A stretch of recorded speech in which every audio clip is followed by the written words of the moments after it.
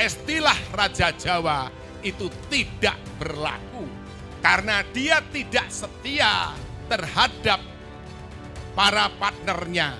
Dia tidak setia khususnya dalam hal ini Pak Yusuf Kalla.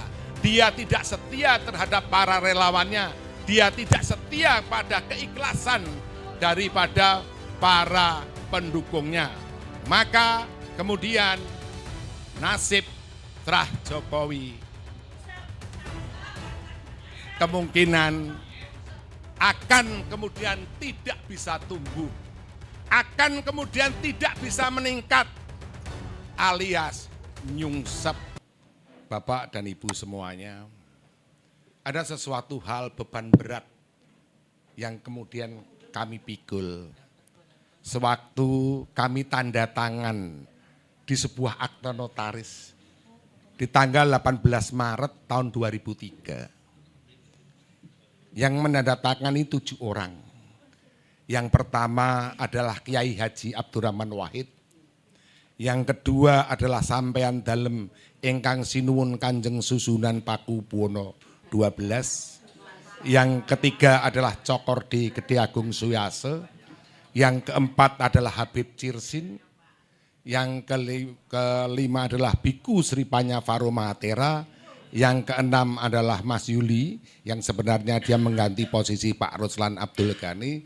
Yang ketujuh adalah saya sendiri, Eko Srianto. Dan sejak saat itu secara aklamasi Gus Dur sama Sinuwun memberikan kepercayaan kepada kita sebagai ketua. Apa yang saya pahami? Yang saya pahami adalah meneruskan apa yang menjadi harapan cita-cita daripada Sri Susunan Pakubuwono 12 dan Gus Dur. Untuk apa? Untuk bangsa dan negara ini. Itu di tahun 2003. Di mana pastinya kami mencari dan terus mencari satu kalimat yang dipesankan Sinuwun almarhum kepada kita. Cari dan temukan orang-orang yang mempunyai niat tulus dan jujur untuk mengabdi kepada bangsa dan negara. Pertemukan mereka untuk membahas kewibawaan dan harkat martabat bangsa negara yang runtuh. Kami mencari siapa pemimpin yang bisa kemudian menjaga kehormatan dan martabat bangsa dan negara. Di dalam proses itu, tahun 2004 saya bertemu kembali dengan Pak Jokowi.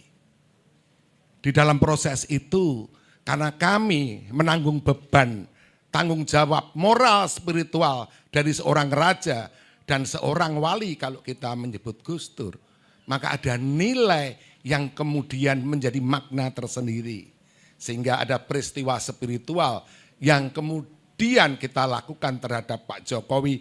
Dan karena peristiwa spiritual yang terjadi tahun 2004 di bulan Oktober, saya pun harus melakukan suatu tanggung jawab puasa 20 tahun sampai tahun 2024, bulan Oktober. Sampai kemudian kami mendampingi dari wali kota sampai kemudian gubernur.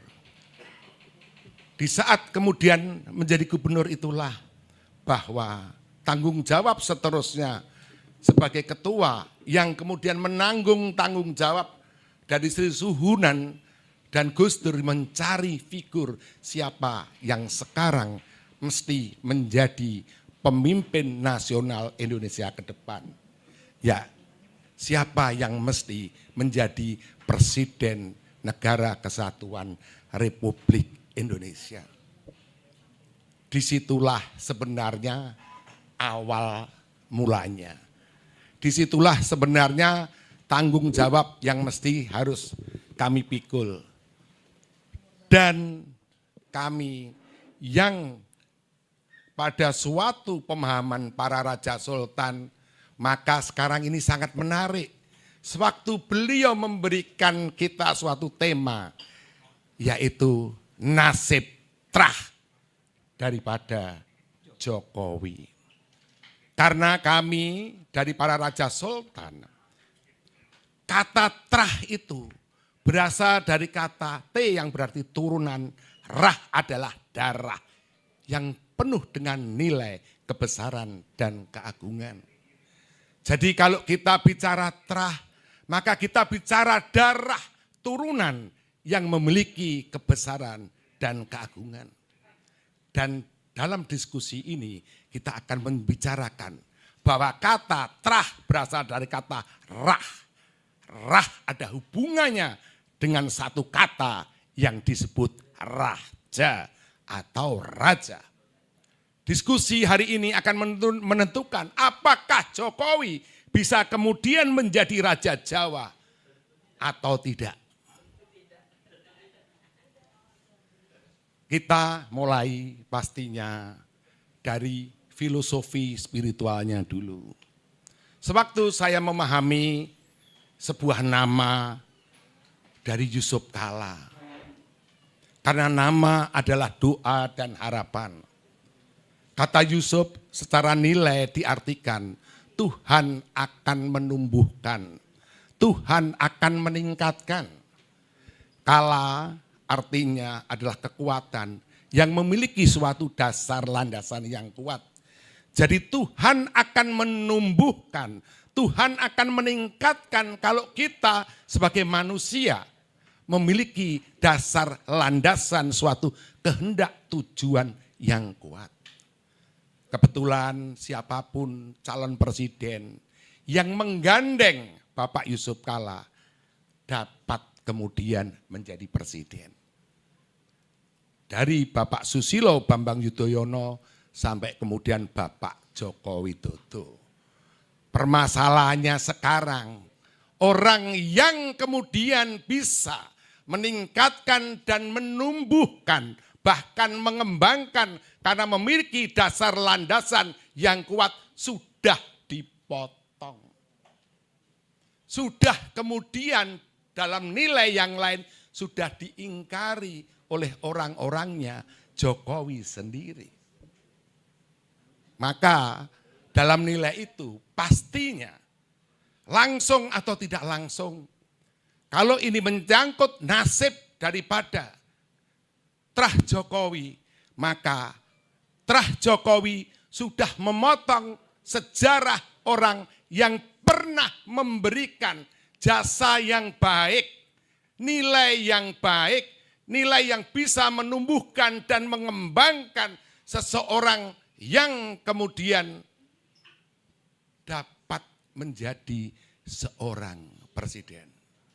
Dan saya adalah orang yang pertama, kalau Jokowi tidak bersama dengan Yusuf Kalla, maka Jokowi tidak akan menjadi presiden Republik Indonesia. Dan sekarang beliau sudah dipotong.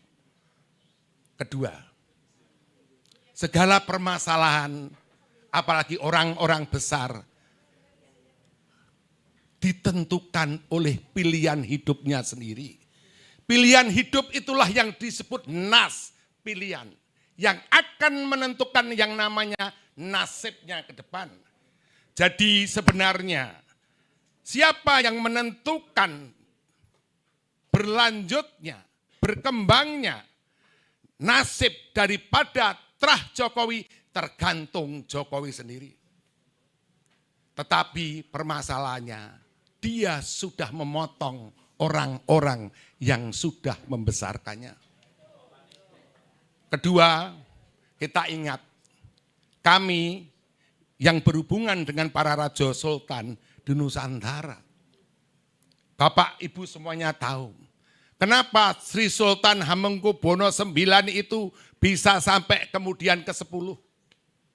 Karena dia berikrar, karena dia berjanji akan terus bersama-sama dengan para pendukungnya, menyatu dalam suatu kesetiaan dan ikatan.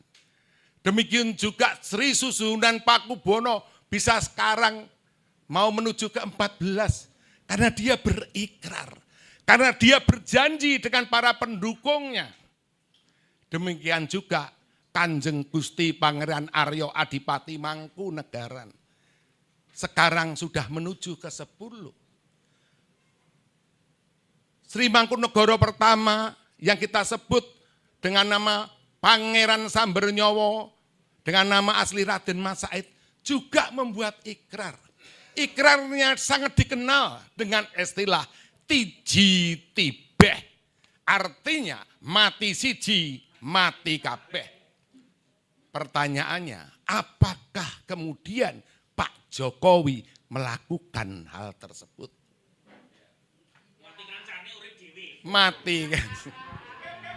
Kedua, dalam konsep Sri Mangkunegara, beliau juga kemudian punya konsep yang namanya Tridharma. Dalam bahasa Jawanya adalah duwe rasa hangrungkepi handarbeni mulat saliro hangrosowani. Artinya adalah duwe rasa hangrungkepi, kita harus punya rasa memiliki terhadap bangsa dan negara ini. Hangrungkepi artinya adalah rasa bertanggung jawab dan selalu kemudian mawas diri dan introspeksi, baik secara pribadi maupun secara kepemimpinan, yaitu bangsa dan negara. Pertanyaan saya kepada Bapak dan Ibu semua, apakah kemudian Bapak Jokowi dan terahnya ini memiliki kemauan untuk kemudian merasa memiliki bangsa dan negara ini? Tidak. Jawabannya ya atau tidak ya? Apakah kemudian keluarga Pak Jokowi ataupun Pak Jokowi punya rasa tanggung jawab terhadap bangsa dan negara ini? Ya ini. Ketiga ya, apakah kemudian Pak Jokowi dan keluarganya selalu mawas diri dan introspeksi? Tidak. Apakah kemudian Pak Jokowi mengikat janji kesetiaan dengan para pendukungnya sehidup dan semati? Tidak. Kalau tidak, berarti Pak Jokowi tidak akan pernah menjadi raja. Karena raja harus bisa mampu meneruskan apa yang menjadi darah keturunannya karena pengabdiannya terhadap bangsa dan negara. Jadi kita tegaskan bahwa istilah Raja Jawa itu tidak berlaku karena dia tidak setia terhadap para partnernya. Dia tidak setia khususnya dalam hal ini Pak Yusuf Kalla. Dia tidak setia terhadap para relawannya. Dia tidak setia pada keikhlasan daripada para pendukungnya. Maka kemudian nasib terah Jokowi kemungkinan akan kemudian tidak bisa tumbuh, akan kemudian tidak bisa meningkat, alias nyungsep. Ini saya sebentar, saya agak bingung ini. Saya yang bicara ini Pak Eko atau Panembahan Senopati ini ya kan gitu kan. Ini kelihatannya luar biasa ini. Kita harus berterima kasih kepada Pak Eko atau siapapun yang sedang ada di dalam Pak Eko begitu. Pak Eko sebagai penasihat spiritual, bagaimana, kan tidak ada bekas penasihat spiritual dan saya yakin tetap memiliki koneksi lah seperti apa beliau yang lebih paham. Apa yang saat ini dirasakan oleh Pak Jokowi dan keluarga dalam kondisi kita ngelihat dari jauh Pak Eko. Kalau saya melihat dari jauh kelihatan ada aura wajah mukanya dan lain-lain. Informasi apa yang Pak Eko miliki Pak? Saya pakai bahasa bumi saja ya. Jimara hanatara tuma mahatara tuma karana lahanatatu. Jika engkau bisa kemudian menipu siapapun orang, maka engkau tidak akan bisa menipu Tuhanmu. Karena Tuhanmu akan kemudian menunjukkan suatu tanda-tanda dari apa yang sebenarnya terjadi pada dirimu.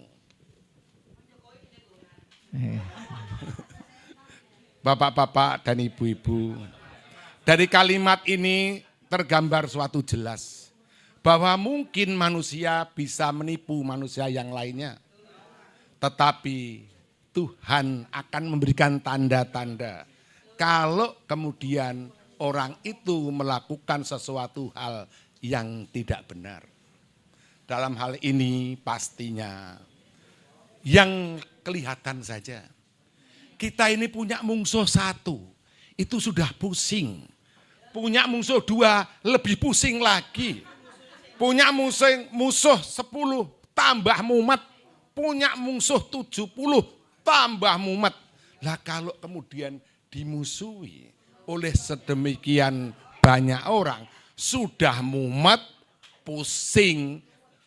Pusingnya bukan hanya 7 keliling.